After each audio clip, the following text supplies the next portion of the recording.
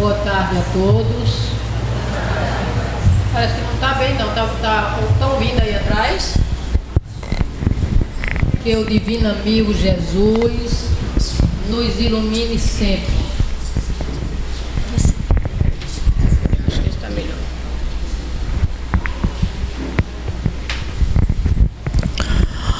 Como já foi anunciado pela nossa irmã Carmen, o nosso tema da tarde de hoje é convite de Jesus. E esse convite de Jesus se encontra em Mateus, no capítulo 11, versículos de 28 a 30. Quando ele diz: Vinde a mim todos vós que estáis aflitos e sobrecarregados, que eu vos aliviarei. Tomai sobre vós o meu jugo e aprendei comigo, que sou manso e humilde de coração, e encontrareis repouso para vossas almas, pois suave é o meu jugo e leve o meu fardo. Quando Jesus diz: Vinde a mim todos vós que estáis aflitos e sobrecarregados, este convite não é feito apenas para os cristãos, mas para toda a humanidade. Porque quem na terra não passa por aflição, por dificuldades? Então é um convite generalizado a toda a humanidade terrena. Vinde a mim todos vós que estáis aflitos e sobrecarregados, eu vos aliviarei. Quando ele fala, vinde a mim, não está nos convidando a irmos ter com ele, com a sua pessoa física. Porque se assim fosse, somente aqueles que conviveram com ele na Palestina poderiam atendê-lo. O vinde a mim significa conhecer o seu ensino, os ensinamentos divinos transmitidos por ele, porque Jesus personificou a sua doutrina. Não somente aqui, neste capítulo, mas em muitas outras ocasiões, quando Jesus se refere a ele, não é a sua pessoa física, mas ao seu ensino. Nós vamos encontrá-lo dizendo: ninguém vai ao Pai a não ser por mim. E sabemos que existem muitos avatares no nosso planeta e que muitas pessoas atingem a plenitude espiritual mesmo não sendo cristãos. Uma outra sentença dita por ele: eu sou a porta, aquele que entrar por mim será salvo. Então, entrar por mim significa conhecer, adentrar o seu ensino.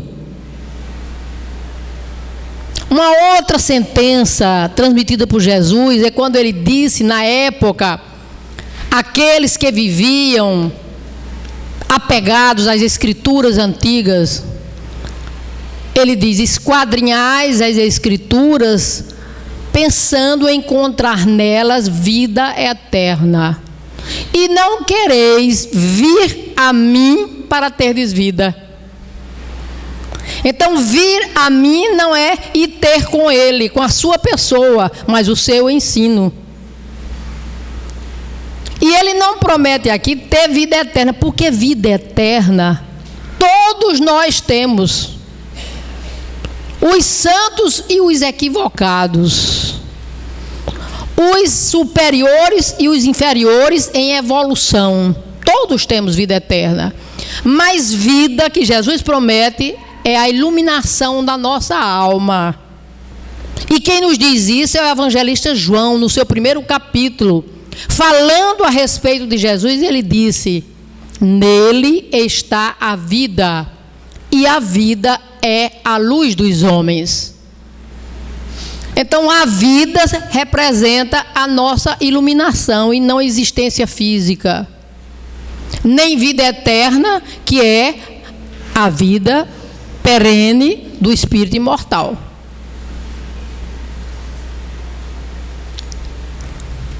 Eu sou a porta, aquele que entra por mim será salvo. Então, adentrar o seu ensino.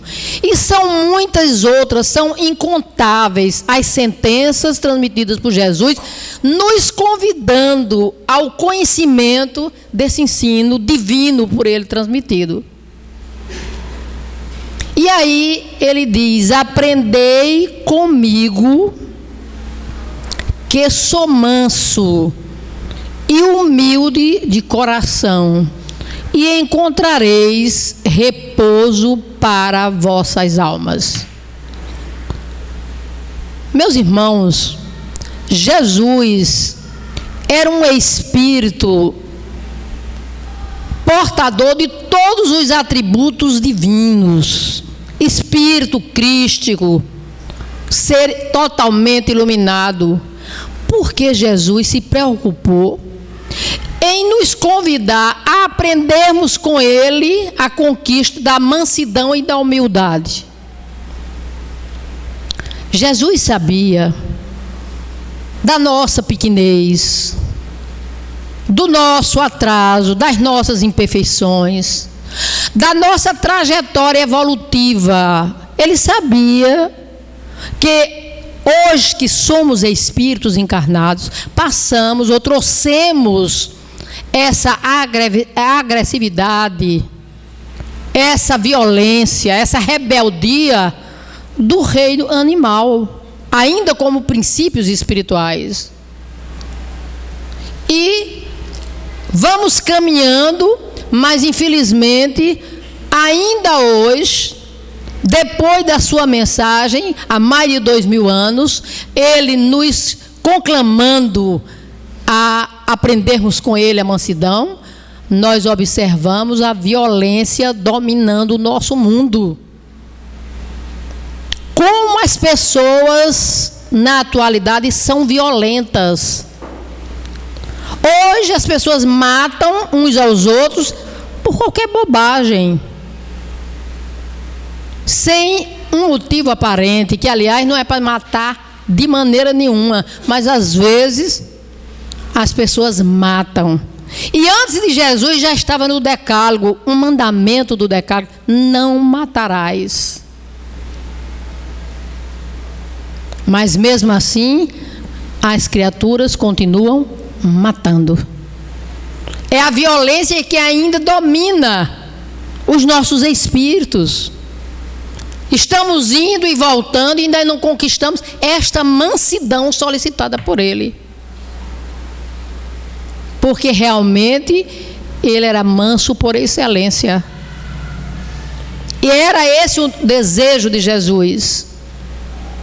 Nós também viemos, nós que somos cristãos, viemos da época mosaica, dos ensinamentos transmitidos por Moisés. Moisés adotou a pena de talião, o olho por olho, o dente por dente, o reagir. Quem lhe ferir, você terá que ferir de volta. E nós aprendemos isso no passado, porque somos espíritos imortais, estamos sempre indo e vindo, e que somos cristãos hoje, então seguimos estas orientações de Moisés. Moisés adotou leis severíssimas. O apedrejamento à mulher que adulterasse, o apedrejamento até a morte aos filhos desobedientes. Vocês já pensaram, se a gente fosse matar os filhos desobedientes hoje, não ficaria ninguém no mundo. Que a desobediência domina a nossa humanidade. Até o Deus apresentado por Moisés era um Deus violento. Era um Deus que se irava, que punia até não sei quantas gerações. E isso fica cristalizado dentro de nós. essa rebeldia, essa intolerância, essa agressividade.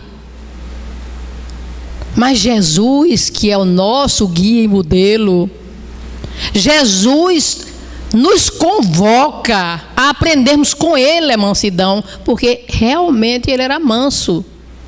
Jesus não somente ensinava, mas sobretudo vivia o que Ele ensinava.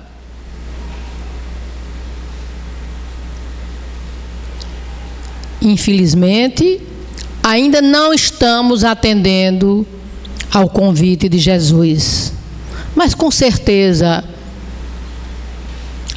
vamos atendê-lo um dia.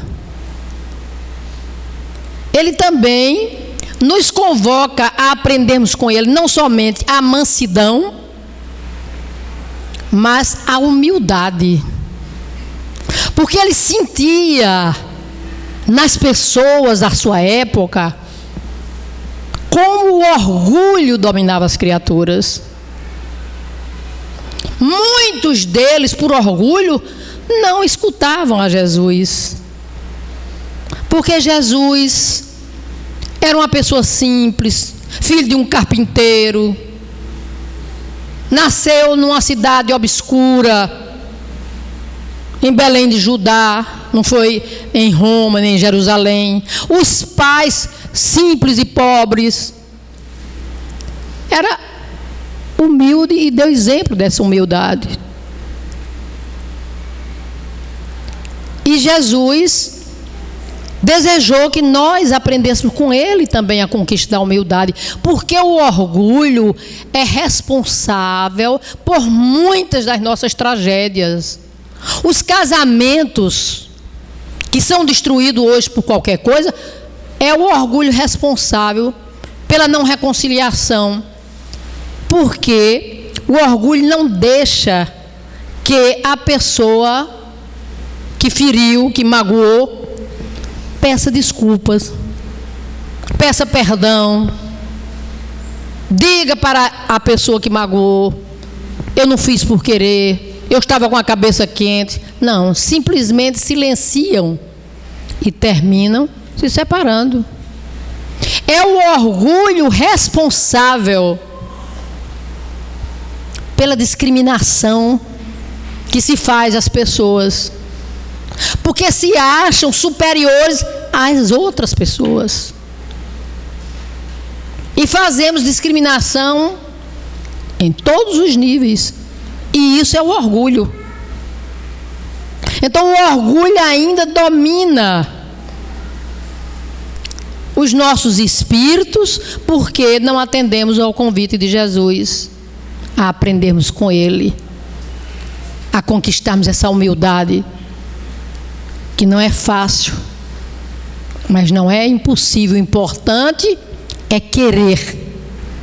E quando queremos, com certeza conseguiremos.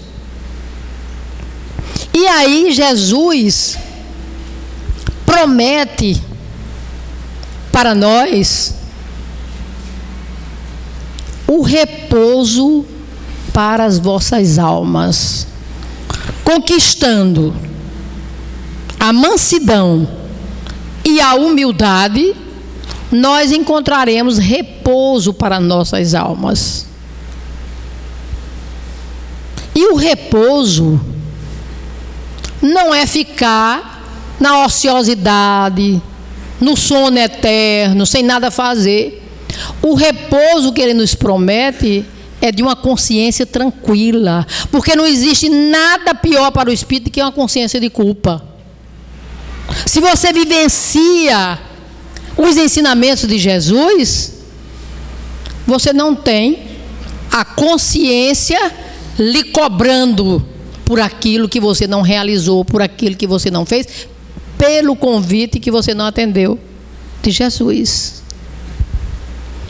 E também Jesus, sabendo da nossa agressividade sobre a mansidão, Ele coloca nas bem-aventuranças do seu primeiro sermão duas bem-aventuranças em favor da mansidão.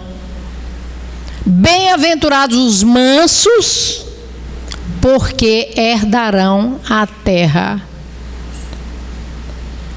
A mansidão é requisito básico para habitarmos o planeta Terra quando ele passar a ser um mundo regenerado. Se não conquistarmos a mansidão, não teremos condições de habitar o planeta regenerado. E também a humildade. São os dois requisitos. Mas ele diz: bem-aventurados os mansos, porque herdarão a terra. Conquistando a mansidão, com certeza, retornaremos quando o mundo passar a ser regenerado para ele, pela conquista da mansidão. Eu fico observando, e hoje nós temos os meios de comunicação que só transmitem as tragédias, as coisas ruins, as coisas negativas. As coisas boas a gente não sabe, mas as coisas negativas, as violências, as mortes, tudo que é ruim a gente sabe dentro de casa. E quem já tem a tendência, a inclinação para a violência, vendo a televisão mostrando os atos de violência, filhos matando os pais para ficar com dinheiro, e tantas outras tragédias que nós estamos sempre escutando, aquela pessoa que já tem a inclinação para a violência vai extravasar a sua violência. Mas nós vamos chegar lá com certeza, porque Jesus nos deixou como herança a sua paz. A minha paz eu vos dou, a minha paz eu vos deixo. Não vos la dou como dá o mundo. Jesus quer para nós que conquistemos a paz crística, que é perene, que não desaparece. Porque a paz do mundo é temporária. No mundo nós temos momentos de paz. Qualquer coisa nos tira da paz. Basta uma pessoa adoecer em casa. Se você encontra com alguém na rua, como vai? Tudo em paz. Não tá, fulano está interno. O meu marido não passou no concurso. E vai dizendo as coisas negativas. E nós competimos na negatividade. Mas comigo aconteceu isso, aconteceu aquilo. Sempre estamos voltados para a negatividade. Mas ele deixou para nós esta paz que nós deveremos conquistar. E também, ainda no Sermão do Monte, a outra bem-aventurança. Bem-aventurados os pacificadores, porque serão chamados filhos de Deus. O pacificador não é aquele que apazigua os conflitos externos. O pacificador é aquele que conquistou a paz em espírito. Aquela paz já é um atributo daquele espírito que se tornou um pacificador. É isso que ele quer de nós. E nós só seremos filhos de Deus, no sentido absoluto, como Jesus é, quando conquistarmos a pacificação. Mas nós vamos conquistar. Bem-aventurados pacificadores. Então, nas bem-aventuranças, ele nos convoca para a pacificação e para a mansidão. E a primeira bem-aventurança é nos convocando à humildade de espírito. Bem-aventurados os humildes de espírito. Humilde de espírito é aquele que já conquistou humildade do espírito. A humildade já é um sentimento do seu espírito. Nós estamos trabalhando na terra pela conquista dessas virtudes. Mas quando conquistamos, Jesus denomina de humildade de coração. É o que está dentro. É o que já é nosso. O Espírito já conquistou aquilo. É isso que Ele quer de nós. 2 atributos apenas para conquistarmos ou termos condições de habitarmos o planeta quando passar a ser regenerado, e a humildade de espírito, porque é a virtude por excelência. São muitas as lições transmitidas por Jesus a respeito da humildade que nós deveremos conquistar. E vamos nos autoconhecendo para saber se realmente já conquistamos essa humildade. Alguém me magoou, alguém me fez algo que me contrariou. Se eu não tiver coragem de perdoar aquela pessoa que me magoou, que me ofendeu, e dizer: olha, eu lhe desculpo, porque eu sei que você não estava no momento bom. Ou vice-versa, a pessoa que magoou pedir desculpas, porque não tem humildade. Porque ainda não conseguiu. Porque tem muita gente que acha que ser humilde é chegar aqui nesse auditório e sentar lá atrás. Porque as cadeiras das frentes é para quem é grande, para quem tem título, para quem é superior. E não é nada disso, não. A humildade é muito mais importante do que esses atos que nós fazemos para dizermos que somos humildes. Então, o convite de Jesus é para aprendermos com Ele a conquistarmos a mansidão e a humildade. E aí ele diz: tomai sobre vós o meu jugo. Qual é o jugo de Jesus? A lei de amor trazida e vivida por Ele. Todos os ensinamentos transmitidos por Jesus representam o seu jugo, que Ele considera suave, nós consideramos impossível. Tem muita gente que diz: isso deixa para Ele. Só Ele pode fazer isso. E Jesus considera suave aquilo que Ele nos ensinou. Mas o que foi que Jesus nos ensinou? Vamos recordar algumas sentenças transmitidas por Jesus para fazermos, cada um de nós, uma avaliação íntima para sabermos se nós realmente já atendemos ou já tomamos este jugo que é suave, segundo Ele. Vamos começar pelo perdão, que Ele recomendou perdoarmos 70 vezes, 7 vezes. Perdoar sempre, infinitamente, sem contar. E aí nós perdoamos pelo menos 7 vezes, que foi a colocação de Pedro. E Pedro estava achando que era bastante generoso em perdoar 7 vezes, porque na sua época era apenas 3 vezes o perdão.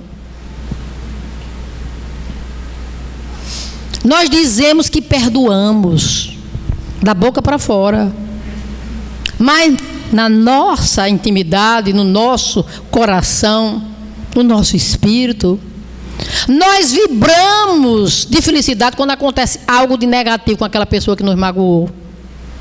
E ainda atribuímos a Deus a dificuldade, o sofrimento que a pessoa está passando. Eu sabia que Ele pagava. Deus é Pai. Como se Deus não fosse pai do outro também.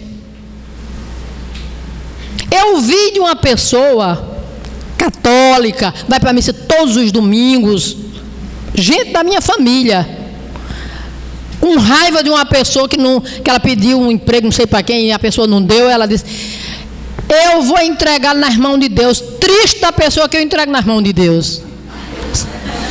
Sabe por quê? Porque Deus para ela é o seu empregado. Faz aquilo que ela deseja. O mal que ela quer para aquela pessoa que não lhe atendeu. Triste da pessoa que eu entregar nas mãos de Deus. É assim que agem as pessoas. Não perdoam. Há muitos anos, eu escutei de um cidadão que fez um trabalho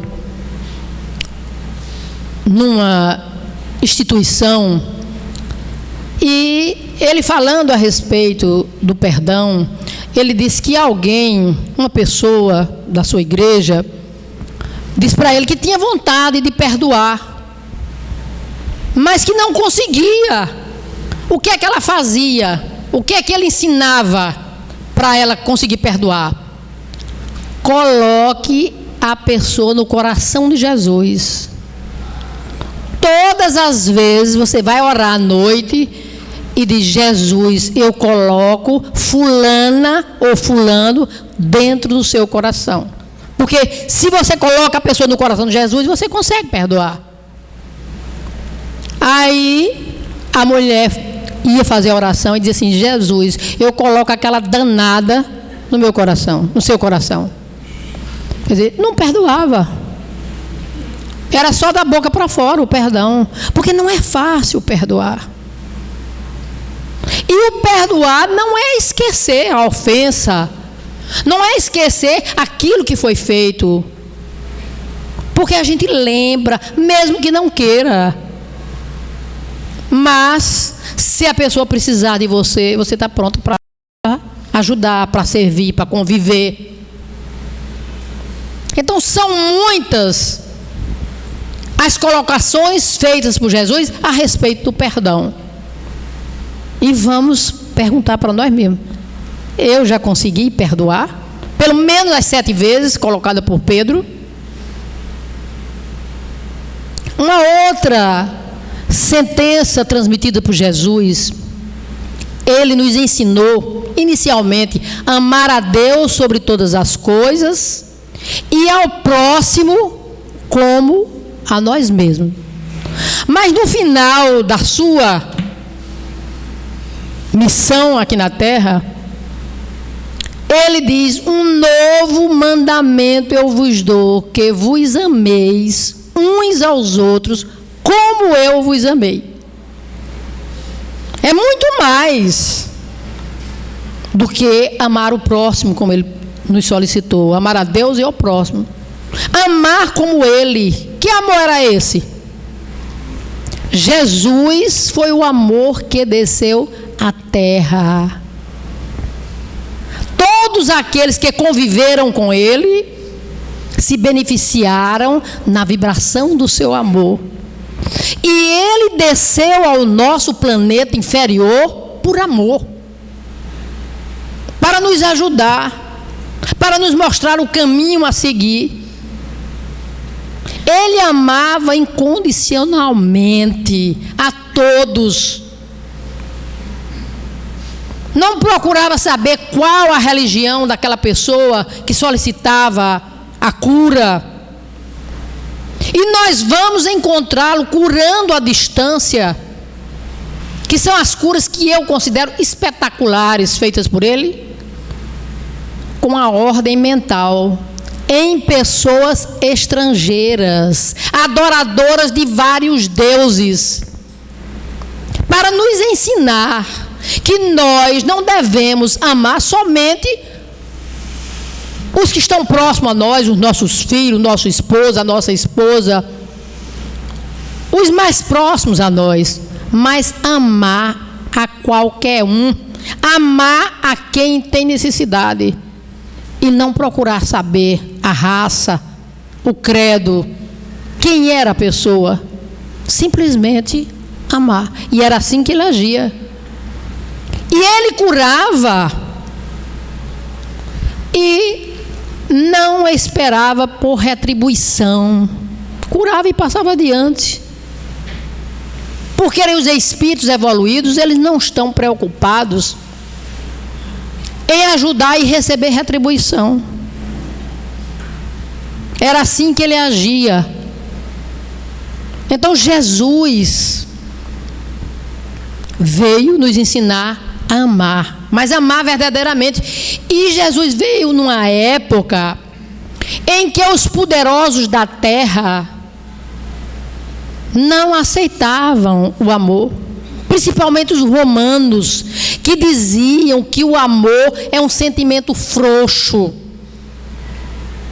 que nenhum homem pode amar, e homem aqui é o macho, porque o amor, esse sentimento frouxo que somente as mulheres e os escravos amam, porque são seres que não têm alma. Eles diziam isso. Mas Jesus trouxe para nós o alfabeto do amor. Foi Ele que levantou na terra a bandeira do amor.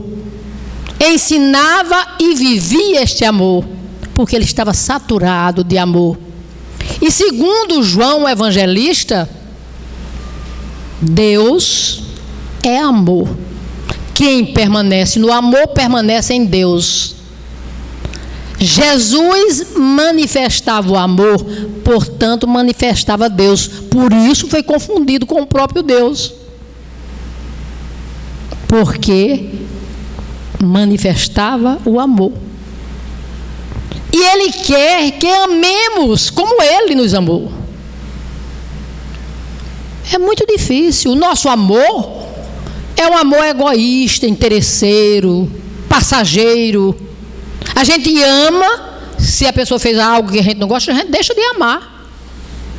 E hoje em dia está na moda, os casais se separam porque deixaram de amar.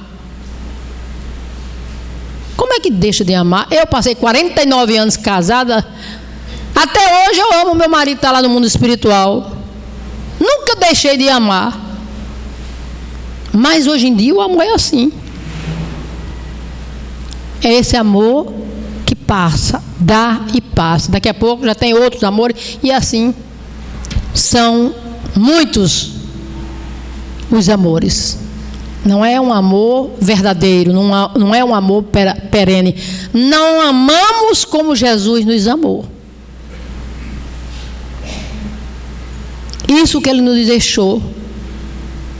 Esse é o seu jugo que Ele considera suave, e nós consideramos muito difícil de ser vivenciado. Como se Ele tivesse falado apenas para nos encantar os ouvidos. Mas Ele ensinou, viveu para que nós aprendêssemos e colocássemos em prática. Uma outra sentença transmitida por Jesus é quando Ele diz: não vos preocupeis com o dia de amanhã, com o que haveis de comer e beber, nem com o que haveis de vestir. Não é a vida mais do que o alimento? Não é o corpo mais do que a roupa? Não vos preocupeis com o dia de amanhã. Meus amigos, meus irmãos, Jesus abordou um tema há mais de 2000 anos,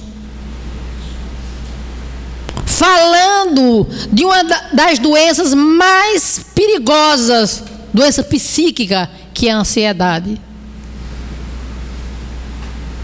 Ele já sabia, há mais de 2000 anos, somente 19 séculos depois, é que a ciência, com o surgimento da psiquiatria e da psicologia, começou a cuidar dessa doença psíquica, que é a ansiedade. E Ele fala, Jesus, não é nessa ansiedade doentia, não. Ele fala da ansiedade natural, normal, que existe em cada um de nós. Mas a ansiedade perigosa, doentia, gera nas criaturas a depressão. E a depressão leva ao isolamento, leva à angústia, à insônia, ao desamor, A depressão leva à ideia de suicídio. Muitas pessoas se matam porque entram para esse estado de depressão. E a causa primordial da depressão é essa ansiedade doentia, que ele recomenda para não nos preocuparmos. Nós vivemos todos preocupados com o amanhã, como será, o que vai acontecer. É todo mundo preocupado, porque ainda não atendemos ao convite de Jesus. Ainda não estamos colocando em prática estas lições para ele suave, para nós dificílima, mas nós precisamos nos esforçar. E a doutrina espírita, que é uma doutrina rica de informações, que é uma doutrina que traz para nós lições sublimes. Nós não somente tivemos Jesus como nosso orientador, mas nós temos inúmeros, incontáveis livros ditados pelos benfeitores. Livros recebidos por um homem que foi todo amor, o nosso querido Chico Xavier. Chico Xavier amava integralmente. Eu li recentemente, que fiquei toda irradiada, um livro de um amigo que me emprestou, e este livro tem vários depoimentos de pessoas sobre Chico Xavier, sobre a sua conduta, sobre a sua mediunidade, sobre os livros que ele recebeu. E o que eu achei mais interessante é que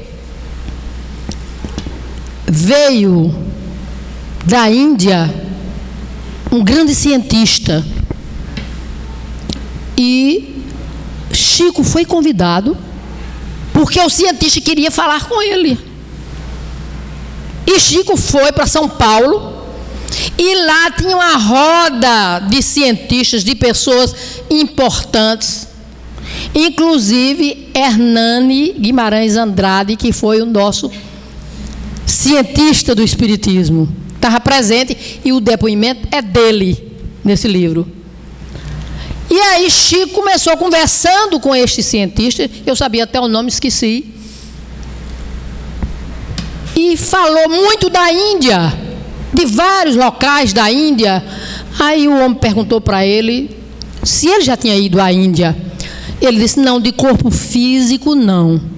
Eu tenho ido sempre à Índia desdobrado, levado por Emmanuel, o meu guia espiritual. E tive a oportunidade de participar, num plano espiritual, uma reunião só com os Mahatmas indianos. Inclusive, estava presente Mahatma Gandhi. Quando ele disse isso ao homem, ao cientista que estava lá, o homem se levantou, fez uma reverência, pediu licença, beijou a mão de Chico Xavier e disse: só participa de reunião de Mahatmas quem Mahatma também é. Dizendo que ele era um Mahatma, e Mahatma representa grande alma. Chico foi essa grande alma que deixou para nós exemplos. Além de Jesus, nós temos exemplos de um homem que viveu na terra conosco, no nosso Brasil, que amava integralmente. Ele sim atendia a todos os convites de Jesus. Era manso por excelência, era humilde por excelência, era uma pessoa tolerante, desapegada. Tudo que Jesus pregou, Chico tomou sobre ele o seu jugo. E é isso que nós precisamos fazer, porque são muitas as mensagens dos benfeitores espirituais nos convidando a estas conquistas para a iluminação das nossas almas. Uma outra sentença transmitida por Jesus, que nós não damos muita atenção, é quando ele diz: Não olheis o argueiro no olho do seu irmão, quando no seu tem uma trave. Hipócritas, tira primeiro a trave que está em vosso olho, então vereis o argueiro que está no olho do seu irmão. O que é que Jesus quis dizer com isso? Que não devemos olhar os defeitos, as negatividades dos outros, porque somos possuidores de defeitos, de erros sem contas. E ele mostra que quem vê o argueiro é portador de defeito bem maior. Joana de Ângeles, comentando essa colocação, essa sentença de Jesus, diz que nós vemos os defeitos dos nossos irmãos com a lente de aumento da nossa própria capacidade. Mas nós não damos atenção. Jesus nos convida a não sermos hipócritas, termos o cuidado, guardai-vos do fermento dos fariseus, que é a hipocrisia, a falsidade. Viviam de aparência, ao ponto de Jesus chamá-los de sepulcros caiados, que por fora aparentava beleza, limpeza, brancura, mas por dentro estavam cheios de iniquidade, de podridão. E muitos de nós ainda somos hipócritas nas simples coisas. Chega uma pessoa e diz assim: ô fulana, ô fulano, você é um bom trabalhador espírita, como você ajuda? Sou nada, quem sou eu? Esse sou nada, quem sou eu? É hipocrisia. Está satisfeitíssimo com o elogio, mas não tem coragem de dizer muito obrigado. É assim que nós vivemos, nessa hipocrisia, nessa falsidade, em vez de assumirmos aquilo que nós gostamos. Não existe nada melhor do que você receber um elogio, uma coisa positiva por aquilo que você realizou. Mas infelizmente a hipocrisia ainda domina os seres humanos, em especial os cristãos que desconhecem o Evangelho de Jesus. É uma vergonha o desconhecimento dos cristãos quanto à mensagem de Jesus. Se não conhecem a mensagem de Jesus, como é, meus amigos, que esse mundo se transformará? E eu vejo isso na minha família.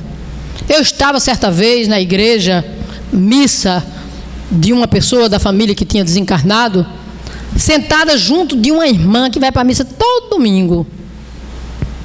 E aí, ela com a outra irmã comentando porque uma terceira pessoa, um irmão, ia fazer uma festa e não tinha convidado um sobrinho que era afilhado para a festa, porque estava intrigado.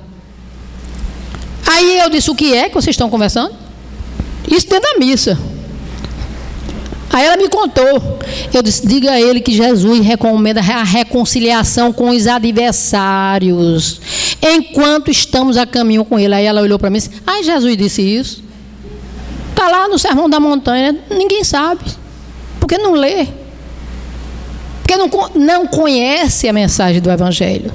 Por isso o mundo está como está.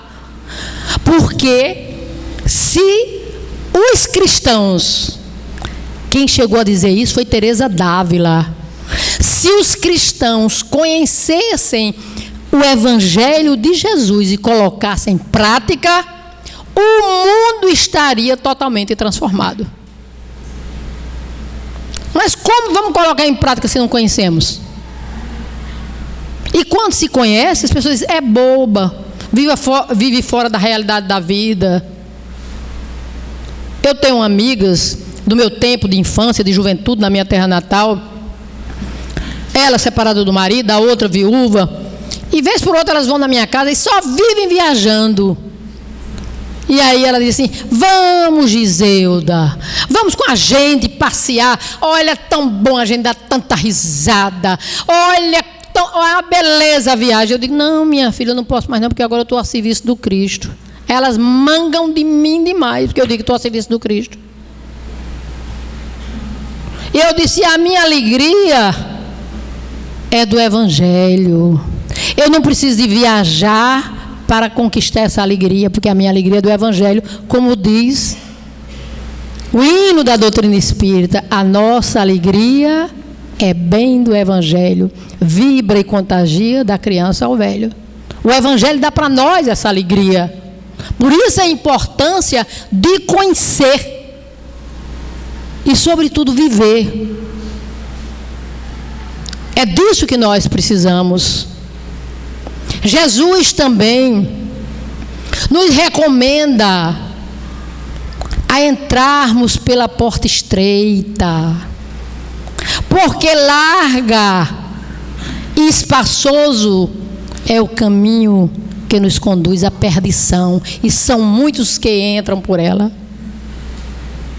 Entrai pela porta estreita, porque estreita é a porta que nos conduz à vida. Olha o que ele diz, nos conduz à vida, e a vida é a nossa iluminação.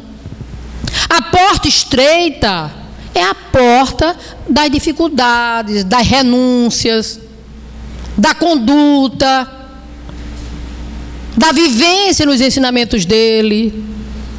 E a porta larga, que todo mundo quer entrar, é a porta das facilidades do mundo, que é o que as pessoas gostam. Viver a vida. Para concluir, quando eu entrei para a doutrina espírita, há mais de 40 anos, eu tenho 41 anos de doutrina espírita, então eu fazia tudo. E me engajei na campanha do quilo. Eu saía nas portas, pedindo ajuda para as pessoas necessitadas, para as cestas básicas. E tinha uma prima, com o pessoal da família, eu ia na casa e pedia ajuda para essas cestas básicas. E eu tinha uma prima que era minha companheira de festa, de carnaval, de jantar dançante do Cabo Branco, chá beneficente. Eu vivia de festa. E aí, quando eu fui buscar, aí disse, oh, muito obrigada, Deus lhe pague. Ela disse, tadinha, está perdendo a vida. Aí eu disse, ao contrário, para mim perder a vida é fazer o que eu fazia antes. Eu estou ganhando a vida, porque é Jesus quem diz que aquele que renuncia à vida, às coisas da vida, está ganhando, está perdendo a vida, mas aquele que segue os seus ensinamentos está ganhando a vida que é a verdadeira, que é a iluminação do espírito imortal, porque nós vamos morrer fisicamente. Todo mundo precisa botar isso na cabeça. A morte vai chegar um dia. E como é que nós estamos? Estamos preparados? Raul Teixeira, certa vez, fazendo uma palestra, ele disse que um amigo deles, Raul, eu tenho uma raiva quando você fala de morte. Aí eles, por quê? Porque a morte é algo natural da vida. Ele disse, você tem medo de morrer? Espírita há tantos anos. Eles, não tem medo da morte em si, não tem não, mas eu tenho medo do que acontecerá depois da morte. Consciência de culpa pelo dever não cumprido. É isso que nós precisamos fazer. E quando nós atendemos o convite de Jesus, seguindo o seu ensino, o nosso fardo se torna leve, porque o fardo representa todas as nossas dificuldades. Com a compreensão do Evangelho, com a vivência do Evangelho, aquilo que era tão difícil se torna leve, suave. Não é mais uma dor, um sofrimento. Pela vivência do Evangelho. E a doutrina espírita dá para nós esse conhecimento superior. Porque nós observamos as pessoas enlouquecidas quando um ente querido parte. Quando alguém desencarna, aquela loucura, aquele horror. Tem pessoas que enlouquecem com a morte de um ente querido. E eu não reparo, porque eu fui assim também. Eu chorava não somente pelas pessoas da família, mas porque eu conhecia com pena daquela pessoa que morreu. Hoje eu tenho certeza que não existe morte. E se você não tem medo de morrer, tem convicção de imortalidade, então você já diminuiu o peso do seu fardo, porque a morte para você não vai ser mais um sofrimento. Tudo isso Jesus trouxe para nós. Tudo isso nós aprendemos com Ele, e a doutrina espírita veio reavivar em nossas mentes essa mensagem que é suave, que faz tornar o nosso fardo leve. Muita paz, que Ele abençoe a todos nós, que ilumine cada vez mais os nossos passos, para que tenhamos uma caminhada brilhante e conquistarmos a verdadeira felicidade. Graças a Deus.